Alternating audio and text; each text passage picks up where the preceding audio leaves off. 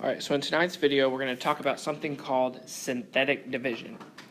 So the problems, like the question, is going to look very similar to what long division looked like, but the work is going to be much simpler. Well, in most people's opinion it's simpler, but the question itself is going to look like a lot like long division, but we're going to do it a little slightly different, and we're going to call it synthetic division. Alright. So like I was saying, the questions themselves are going to look like they did with long division. And long division would still work here. But we're going to use synthetic division later with some theorems that's going to help us identify some characteristics of graphs. So this is a nice, easier way to do division.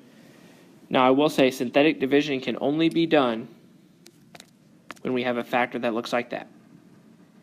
If we remember, some of our work with long division had x squared and x to the third, and we could not do synthetic division with those. But if our factor is linear, and by linear I mean it has an exponent of 1, so since this is just x plus 2, we can do synthetic division.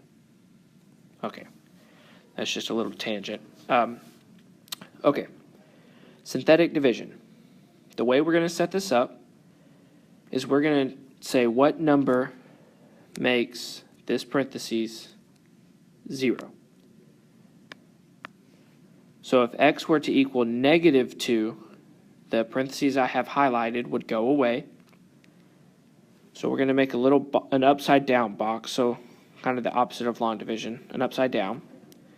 The number that goes outside is what makes that parentheses 0.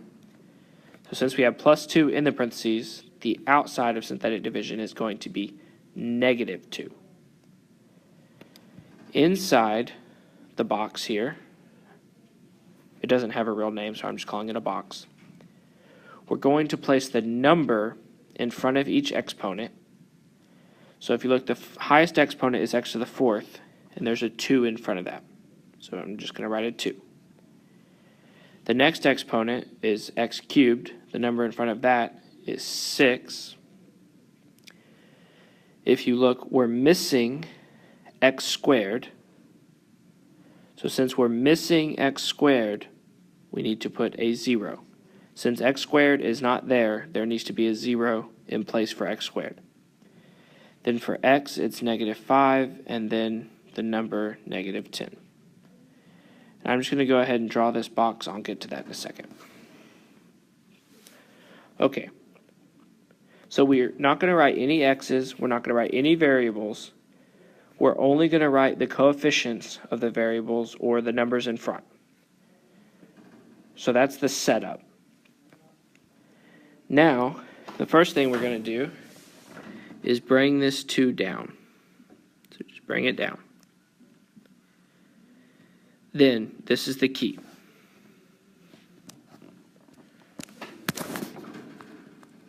We multiply diagonally. I think that's a word.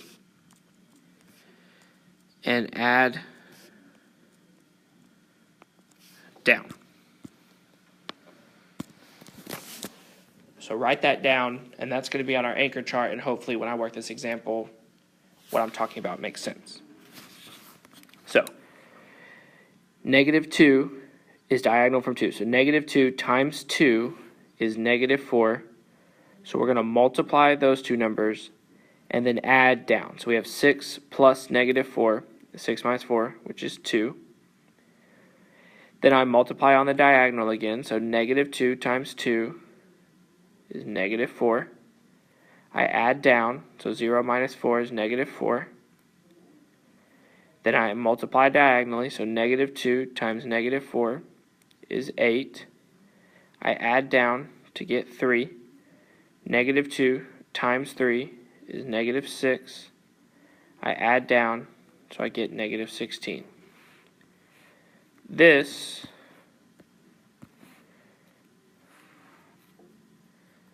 is our remainder. That's why I drew that little box around it. The last piece of the puzzle here is always the remainder. It's what's left over. So if we were to write our answer, and I'm going to kind of have to squeeze this in. But if you look, our original function started with x to the fourth. That was our highest exponent. So that means when we do synthetic division, our polynomial, or our answer, is going to come from right here.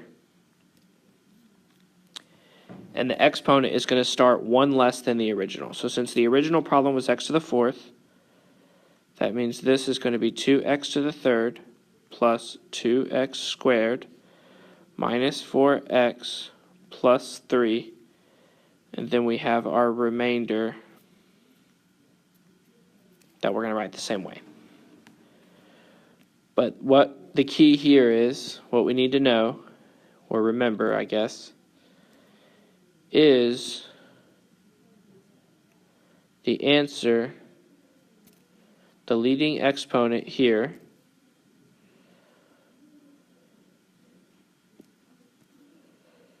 that 3 is 1 less than 4.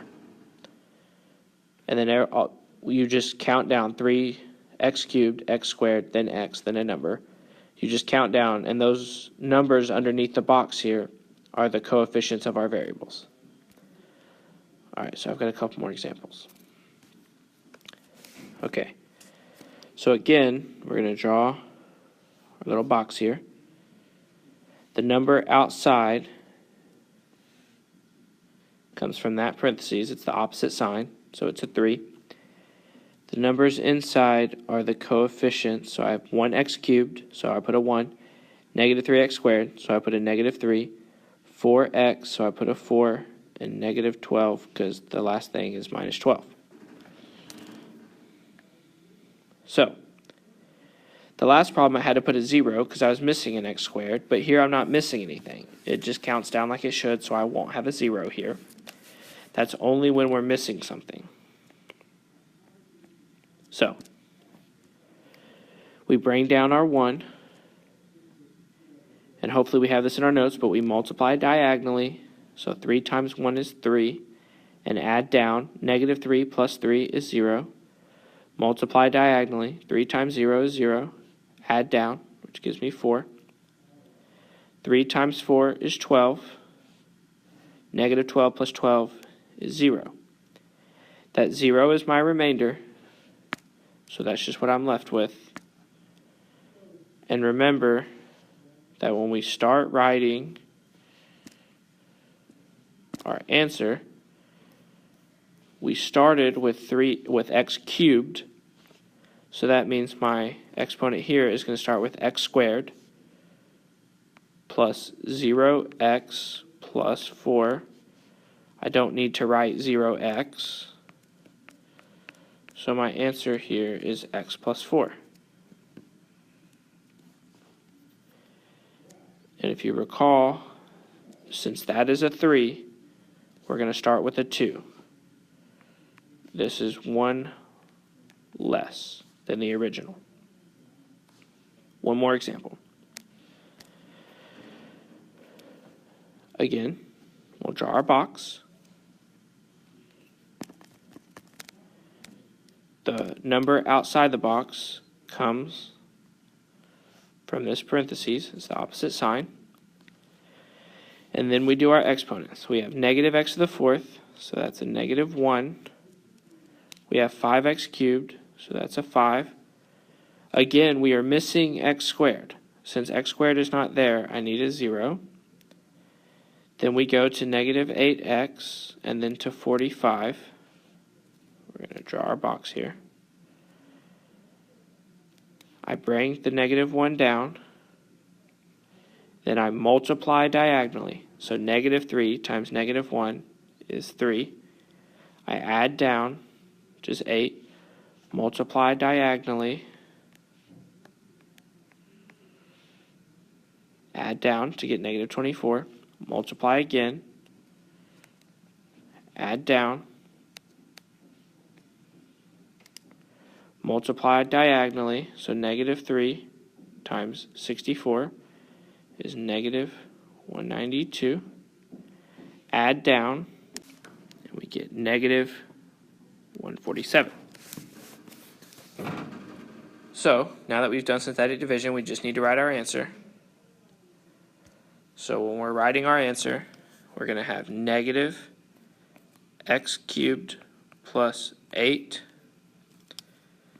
x squared minus 24x plus 64, and then minus our 147 over x plus 3. And for the last time, I'll say this, since that is x to the fourth, that starts with 3, and then the numbers